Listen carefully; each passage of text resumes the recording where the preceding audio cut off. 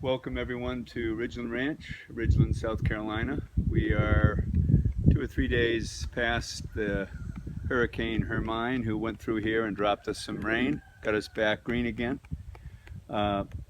This is the first hopeful harvest of honey here at the ranch. Linda and I became excited about the possibility of beehives when we saw a TV special on the flow technology that came out of Australia. The Anderson family in Australia developed a system whereby the bees are not disturbed during harvest.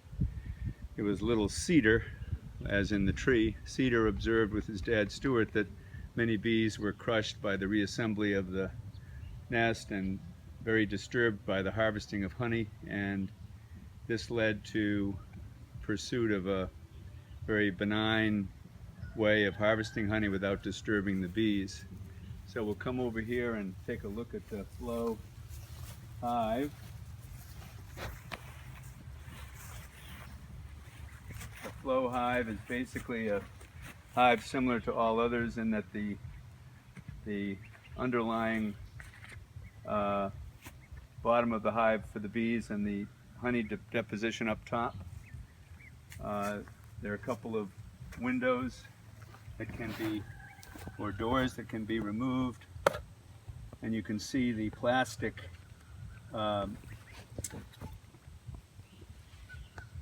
chambers in which the honey is stored. If you look closely, you can actually see the bees up and down each side of the column doing their work. Again, I have not harvested yet ever, so let's hope this all works.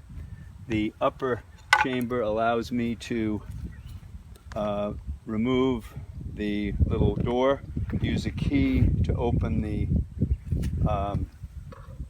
to break the seal on the chamber and allow honey to come forth. The Anderson family, on their videos under Flow, F-L-O-W, they do not wear any suits. The purpose is to demonstrate that in fact you don't need to protect yourself because you're really not disturbing the bees while you harvest. What's needed is what's called a flow tube. This will allow the honey come out of the chamber. A jar, or as they say in Australia, a jar, and the key, which is used to open the chamber to allow the honey to flow. And if you look closely at the central chambers here, they are full and ready to be harvested. Some of the other chambers toward the outside are just beginning to fill. So step one, and I may end up taking my glove off, is to take off the cap. The key, this is the key, just simply goes in the lower slot. Oh, and I need to prepare for the flow, sorry. Down below,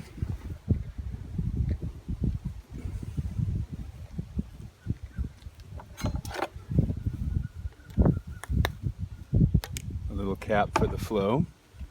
I'm going to take my flow tube, insert it,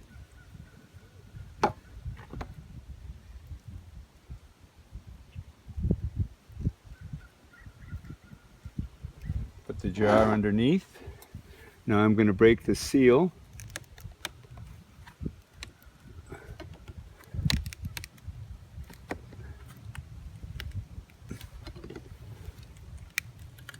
It takes a bit of an effort, they said, to break the seal, and sometimes you have to do it in segments. There we go. Now watch the honey come flowing out now. The seal has been broken and here it comes.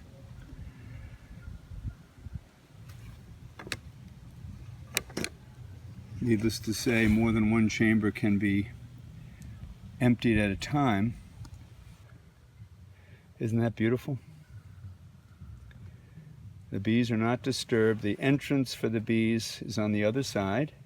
The hive is produced at a 5-degree slope, so the honey has an opportunity to let gravity help it. Look at that, unbelievable. So there's no processing, there's no disturbing the bees, there's no taking out of frames and scraping the honey off.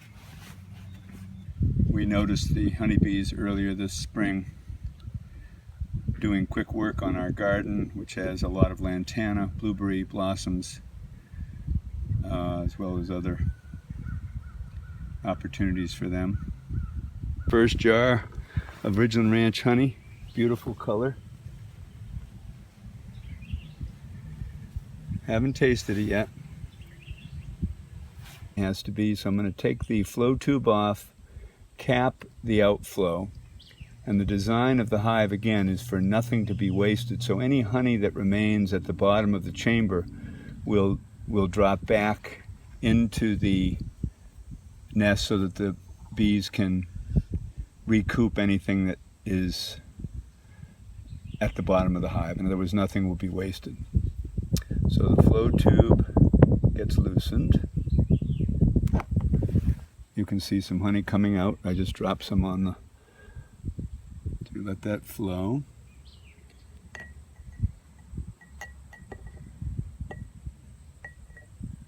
And then the key is we have to cap this chamber. So we go up to the top, whereas we were below to break the seal before, we go above now and redeposit that cap.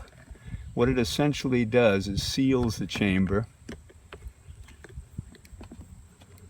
I need to get all the way back. Something's blocking me. It may not have been completely open all the way back originally.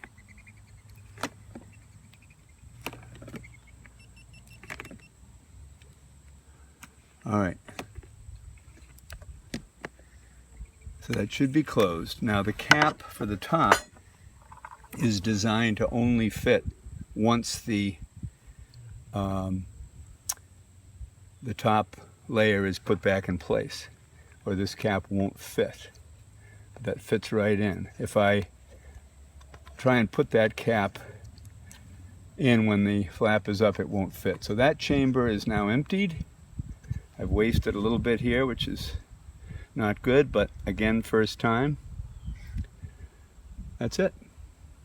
Plenty more to empty.